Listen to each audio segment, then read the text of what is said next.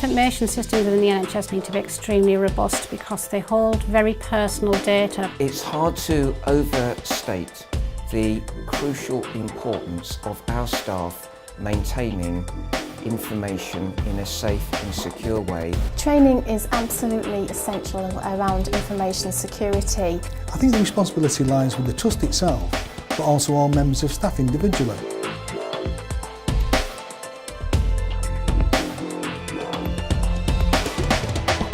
Information management is extremely important to this Trust.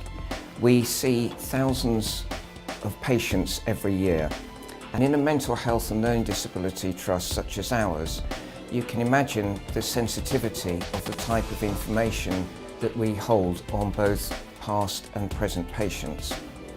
The nature of the work we do requires people to share with us their innermost thoughts, their feelings, their anxieties, their worries. That enables us to formulate a treatment plan. Breaches of security of information is really serious. It has legal consequences, it has consequences for individual patients, it has consequences for the patient population as a whole, and it has negative consequences for the individual member or members of staff concerned. There can be two ways that people can fall foul of the Data Protection Act. The first is where they accidentally breach the Act, where they take information at home, they hand over notes in the pockets, etc., or take information out of the hospital on a USB stick when they shouldn't do, but they've got some genuine purpose which they believe requires them to get that information. The other side is where it's malicious, where people take patient information out from the Trust and use it for their own purpose.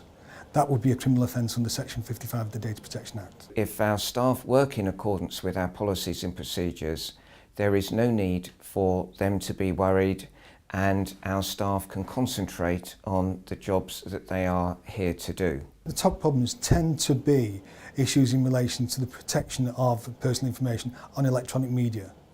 A lot of times you come across laptop computers where they're missing or have been stolen and they're password protected. Password protection is not sufficient in this day and age. We would look at least for all electronic media to be encrypted. NHS information systems need to be extremely robust because in essence they hold very personal information about people, about their care and their illness. Information security is central to all our systems and all our policies. It's the first thing we look at and ask questions about when introducing a new system. How can we make it as secure as it can be?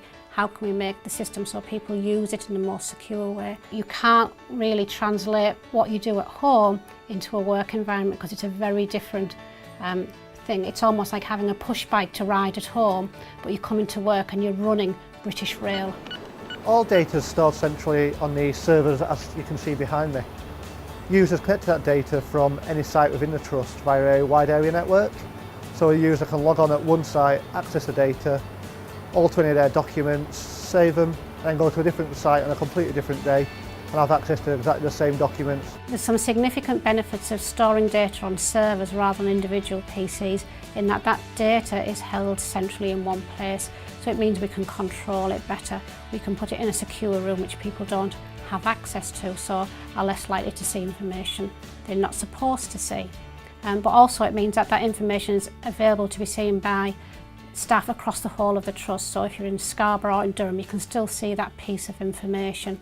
It stops the necessity for people having to move the data around on things like laptops or data sticks because it's there, you can see it from wherever you are in the Trust. If you have to get the data off the system and transport it to somewhere else to use, that can be done, but it needs to be done on equipment and with processes which are very secure. So we can provide laptops which are encrypted, and we can provide data sticks which are encrypted, which makes it more secure. We support staff by giving them the training that they need on the systems and the policies that are in place in a Trust, but once they are using the systems, we have an information service desk. Information service desk, Kevin speaking. We're the first point of contact for anybody with a problem relating to the computer within the Trust. So they ring us with anything from password problems to problems printing to issues with the patient systems. You can try logging in now, let me know if it works. We just try to get people back up and working as quickly as possible, so if they've forgotten the password we'll get that reset for them so they can get back working again.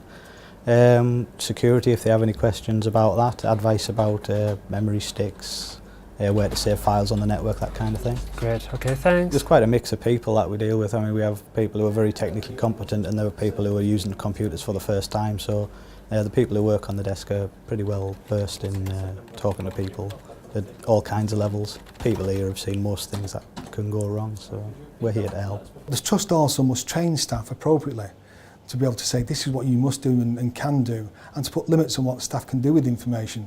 So that it's a 360-degree process whereby the trust, all the way around to frontline staff, take responsibility for the care of patient information. There's excellent training opportunities for all staff to be fully trained in our system so that they are aware of their legal requirements around using information, but also so they are actually using the systems effectively and they get the best out of the systems as well. We have Microsoft-based products. We offer full training on those products and also on the clinical systems as well.